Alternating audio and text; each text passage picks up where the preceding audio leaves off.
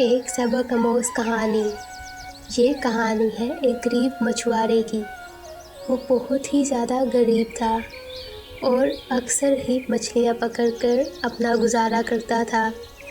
रोज़ की तरह आज भी वो मछलियाँ पकड़ने गया, पर उसको हमेशा ही छोटी मछली मिलती थी। मछुआरा बहुत ज़्यादा दुखी था। जब वो छोटी मछलियाँ मार्केट में लेके जाता तो कोई भी ग्राहक उससे आके कोई भी मछली ना खरीदता। वो बहुत ज़्यादा परेशान था और रोज़ की तरह ही जो मछलियाँ थीं उनको घर ले आता।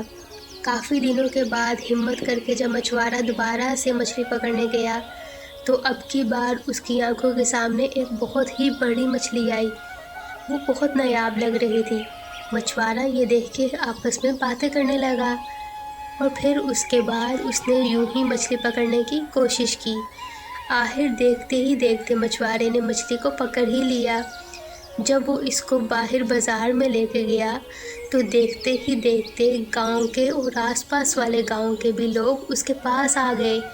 मछुआरा मछली को बाज़ार लेके गया और वहाँ पे जाके उसे बेचने के लिए लगाया। वहाँ पे देखते ही देखते बहुत से लोग जमा हो गए और उन्होंने मछुआरे से मुंह मांगी रकम दे के उस मछली को खरीद लिया। मछुआरा अब अमीर हो गया था। उसने अपना ही फ़िश कार्ट लगा लिया और उसके ऊपर मछली बेचने लगा। उसको अब हर रोज़ ही कोई नायाब मछली मिलती थी और यूं ही हर ग्राहक उसके पास आके मछली को खरीदता था।